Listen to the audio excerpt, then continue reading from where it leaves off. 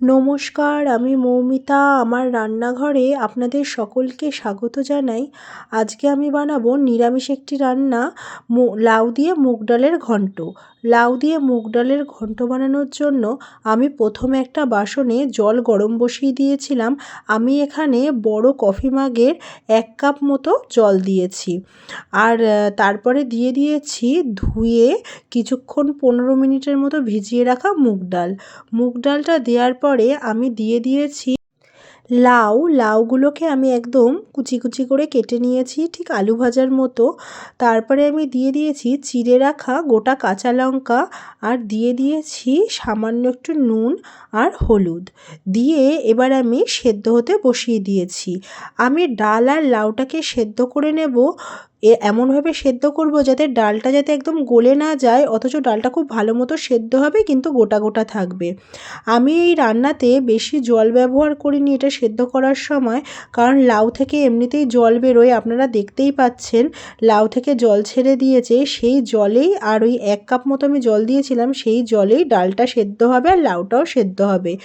ডাল সেদ্ধ করবার সময় এরকম ফেনা ফেনা মতো বেরোলে সেগুলো ফেলে দেওয়াই ভালো, কারণ ডালের থেকে এক প্রকার নোংরা বের হয়। এবার আমি যতক্ষণে ওটা সেদ্ধ হচ্ছে, একটা বাটির মধ্যে আমি এখানে প্রায় 1.5 চামচ মতো জিরে গুঁড়ো নিয়েছি, 1 চামচ মতো ধনিয়া গুঁড়ো নিয়েছি, আর দিয়ে দিয়েছি শুকনো লঙ্কা গুঁড়ো 1 চামচ মতো। যেহেতু আমি রান্নায় কাঁচা লঙ্কাও ব্যবহার করছি, ঝালটা বুঝেই দিচ্ছি। আর এখানে দিয়ে দিয়েছি 1 চামচ মতো হলুদ আর সামান্য একটু নুন, আর পরিমাণ মতো একটু জল দিয়ে আমি খুব ভালো মতো একটা মশলার পেস্ট এখানে তৈরি করে নিয়েছি।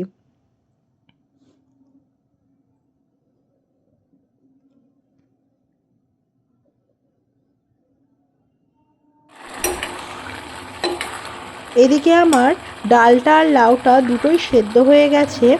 এবার আমি দেখে নেব, এখানে ডালটা খুব ভালো মতো সেদ্ধ হয়ে গেছে, কিন্তু ডালটা না এখানে ভেঙে যায়নি বা অতিরিক্ত সেদ্ধ হয়ে যায়নি। ডালটা এখানে গোটা গোটাই আছে আর খুব ভালো মতো সেদ্ধ হয়েছে। এবার আমি কড়াই গরম করে তাতে আমি সাদা তেল দিয়ে দেব পরিমাণ মতো। দিয়ে দেব সাদা জিরে আর তেজপাতা ফোড়ন, আর দিয়ে দেব সামান্য একটু হিং আমি খুব বেশি দেব না, কারণ হিং রান্নায় বেশি পড়ে গেলে খাবারটা তেতো হয়ে যেতে পারে। এবার আমি মশলার যে পেস্টটা তৈরি করে রেখেছি, সেই মশলার পেস্টটা দিয়ে খুব ভালো মতো মশলাটাকে কষিয়ে নেব।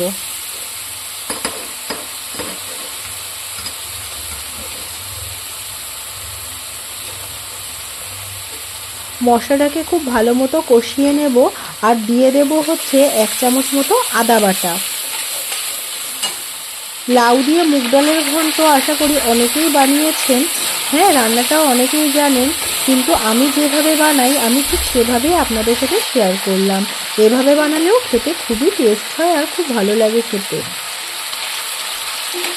এবারে আমি সেদ্ধ করে রাখা লাউ আর মুগ ডালটা এর মধ্যে দিয়ে দেবো। মশলাটা যখন কষতে কষতে একদম তেল ছেড়ে আসবে, তখনই আমি দিয়ে দেবো সেদ্ধ করে রাখা লাউ আর মুগ ডালটা। এটা দিয়ে আমি খুব ভালো মতো কষিয়ে নেব মশলার সাথে।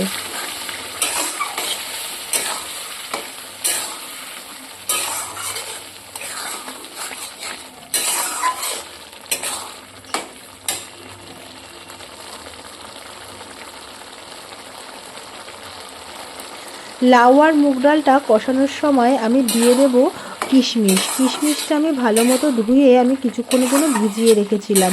কিশমিশ দিলে এর টেস্টটা আরও বেড়ে যায়।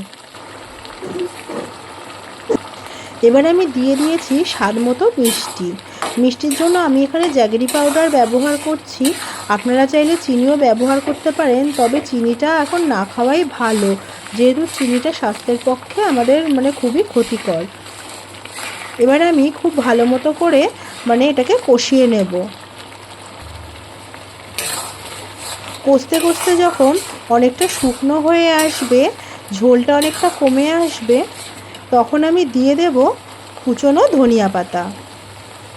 ধনিয়া পাতাটা দেওয়ার পরে আমি আরও কিছুক্ষণ নেড়ে চেড়ে নেব।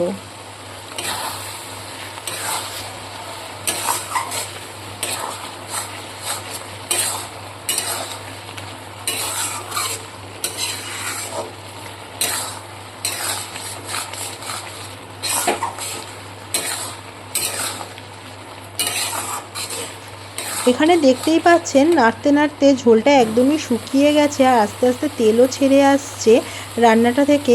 এবারে আমি রান্নাটা নামানোর আগে দিয়ে দেব 1 চামচ মতো ঘি। ঘি দিয়ে একটু ভালো মতো নেড়ে চেড়ে নেব।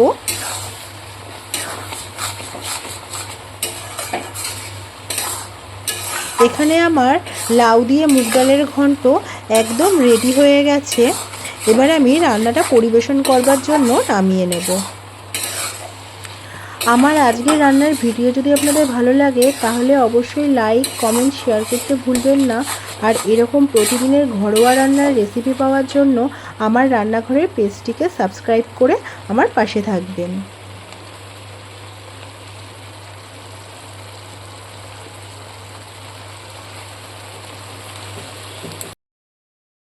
রেডি হয়ে গেছে গরম গরম লাউ দিয়ে মুগ ডালের ঘন্ট গন্ধরাজ লেবু দিয়ে গরম গরম ভাতের সাথে পরিবেশন করবার জন্য।